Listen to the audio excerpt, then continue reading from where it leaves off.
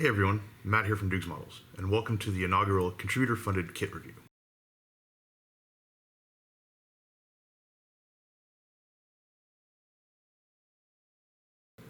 So, what's the deal with these contributor-funded kit reviews?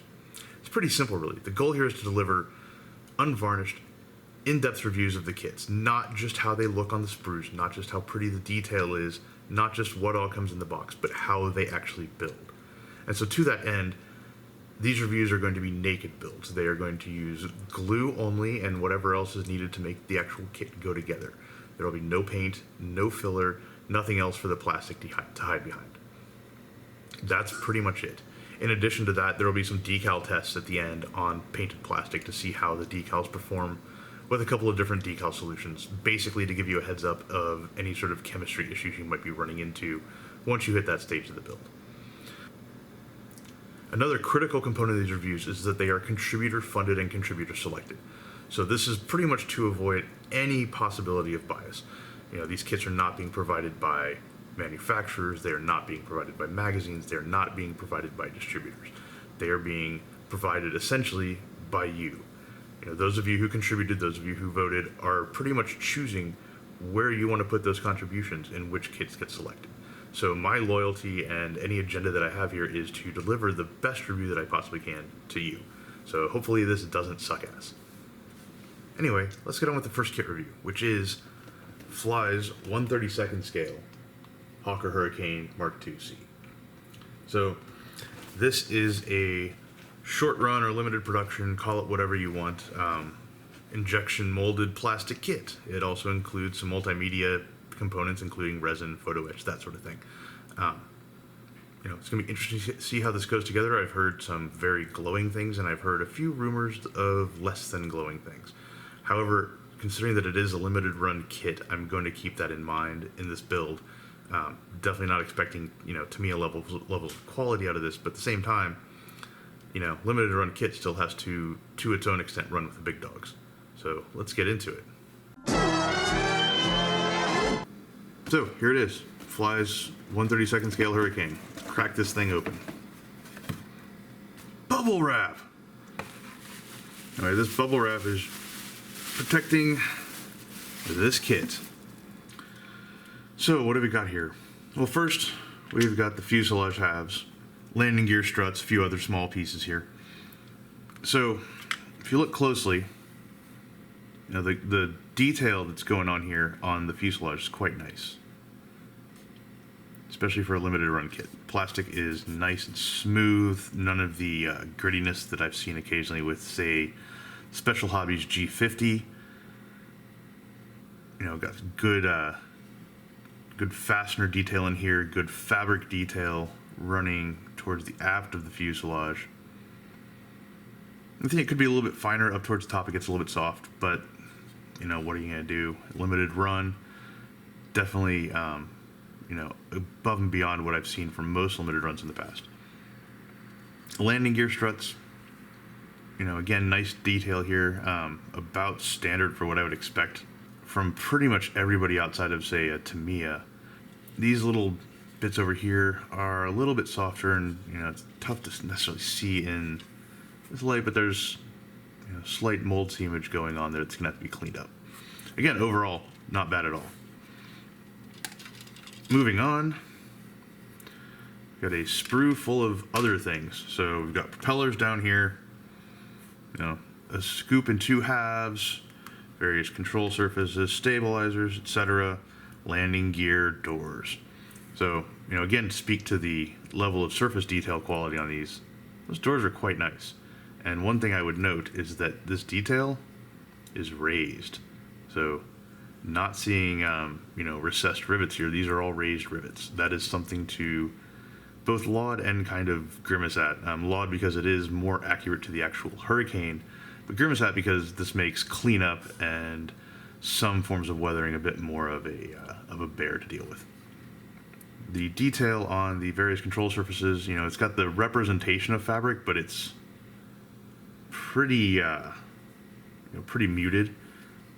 Not sure if I'm the biggest fan of how that's done, but close enough. This is the obvious underside here. Again, more control surfaces. Two different kind of propellers. We got a sort of a curved nose and a sharp nose to represent different variants. I believe one of these more accurately represents the tropical variant or something to that effect, but I am not a hurricane expert, so don't hold me to that. As you can see, we've also got different types of prop tips here. Very different cordage going on, you know, much wider, much fatter, much more tapered towards the top than these sort of, you know, leaf-shaped blades here. Got some cockpit framing, etc. Last up, we have the wings. Now these, I think, are the, you know, the heroes of this kit, especially if you look at all of this wonderful, glorious surface detail. Again, as with the landing gear doors, raised. This should look stunning when painted up and weathered properly. You know, Hurricanes saw quite a bit of service and were generally some of the more battered looking of the RAF's aircraft. So nice surface detail on the wings to really bring that to life. All for it. Now, one thing I will note that will probably bear some consideration for construction is that unlike your traditional approach to wings where you've got the two top halves and maybe a single piece single piece lower span, or two, you know, top and bottom that connect and then plug into the fuselage sides, these have this component too. Now, I faced this on Pacific Coast's Fiat G55, where it had essentially a 5-piece wing like this, and it made for some interesting going. You know, limited run kits are often very light on alignment, and so getting these pieces and these pieces to all play happily with the fuselage can be a little bit tricky. We'll look at that when we actually start building it though. So that's it for the solid sprues. Now it's time to take a look at the clear sprues. Now, one thing to note here is that my copy had a loose one of these clear parts on the leading edge of the wing. Not that big a deal. You know, you can see where it went right there. Overall, these clear parts, you know, they're totally workable. They're definitely not the best I've seen, but they're very, very, very far from the worst. As you can see, you know, some of the reflection on the windscreen here and on the canopy here, there's a little bit of waviness in here. These aren't perfectly clear. However, you know, I think they do the job quite nicely, and over the cockpit, they should do the job just fine. Might want to give them a bit of a polish though. So, moving on from plastic entirely, it's time to take a look at the kit's resin. So here we've got the gear bay. You know, this is quite a nice looking piece. Good amount of detail in there. I think it's a little bit light on the wiring. And to be honest, if you see these little flash bits here between the main bays and the outer portions, not really looking all that forward to removing those. There's some fine detail in there. Let's see if you can see it. That will be kind of a pain in the ass to work around. I'd almost rather those were provided as separate pieces that you slot in, but we'll see how that goes. Next up, you've got resin exhaust tips. There's some very, very good, let's see if the camera can catch this. There we go. There's some very nice fastener detail here on the ends. They aren't exactly hollow, but you know, with this kind of more fishtail type exhaust, you're not seeing too much down in there anyway. We've also got a resin seat. You know, this looks a bit bland and dry. Unfortunately, I don't know the Hurricane well enough to know whether or not the seat itself was bland and dry, or if it was festooned with rivets or some other sort of deal. So, assuming that the Hurricane seat is not the most exciting seat, this is totally workable. We've also got some little truss work in here. That'll be interesting to remove with the razor saw. And the tail wheel. Tail wheel looks nice, maybe a little bit fat. As you'll notice, there is no real indentation hole provided. It's a tiny little shallow divot, so I'm going to assume that's going to take some drilling out. Next up, we've got the main wheels. Now these are, you know, pretty nice solid resin. You know, some good hub detail, the nice Dunlop stenciling, They aren't perfectly smooth, which is actually great because, you know, old tires aren't really all that perfectly smooth anyway. Again, shallow hole that is going to have to be drilled out. Minor thing, a lot of resin wheels require that, but you know, the stuff coming out from like Edward and Def Model nowadays usually has that hole pretty much pre-drilled exactly to the kit that it's matched to, so you know, a little bit of extra legwork. Finally, we've got a little tiny sliver of resin here with a couple detail pieces on it. Now again, for resin, it's workable. I've seen better. I've definitely seen much worse and softer too. You know, going to be interesting to remove a few of these pieces. So you can see, like on the gun sight here, you got this thing, you know, you got the resin tab running up that length with a lot of little ins and outs to deal with. Maybe not how I would have molded it, but we'll see how it does. Moving on to the photo etch, this is provided on not one,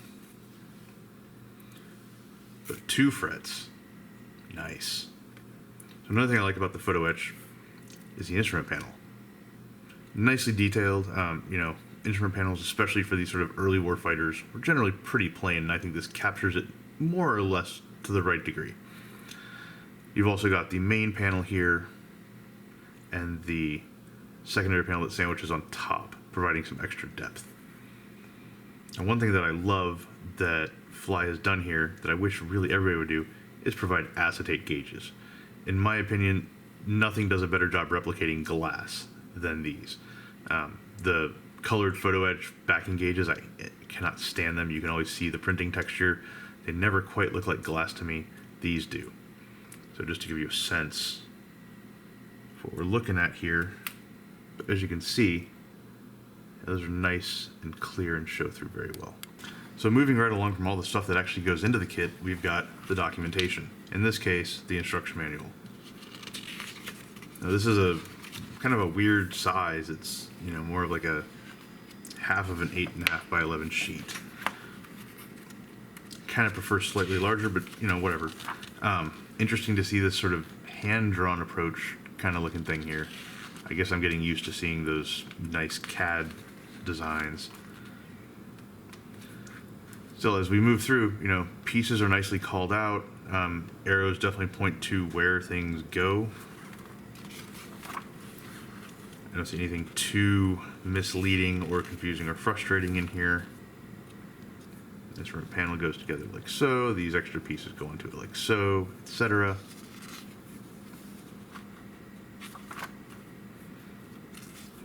Here we see the cockpit coming together. Here we see building up the landing lights that go into leading edges, clear barge cannons, all that good stuff.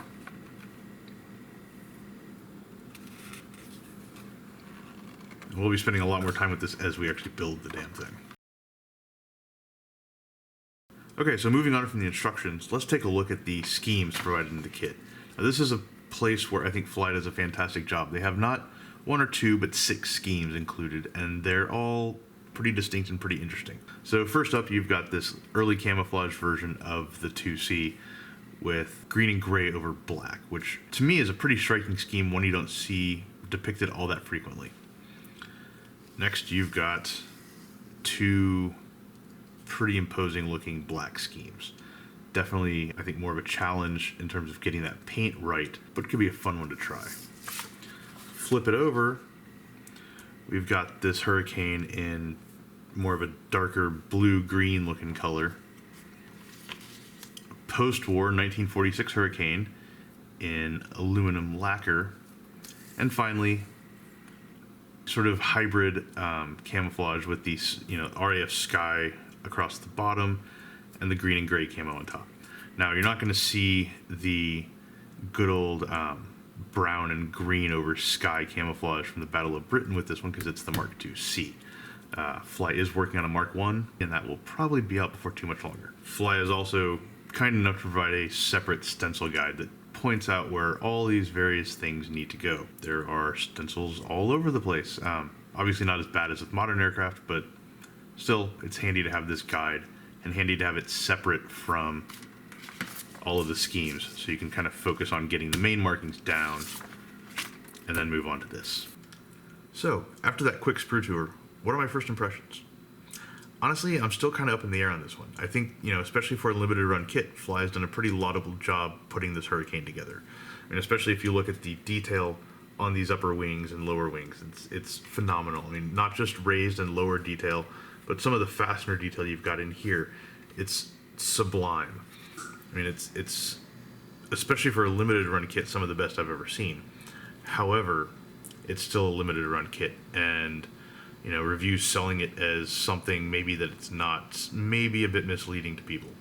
I mean, it still has a lack of any sort of alignment aids. It still has some kind of somewhat clumsy, sprue attachment points. It's got a lot of flash. If you look at the prop blades here, you can see it, surrounding them like a halo. There's going to be cleanup that is going to be required with this kit. As long as that's known and accepted and even embraced going in, no big deal, right? But it can definitely be a thing that can be overlooked in a lot of reviews.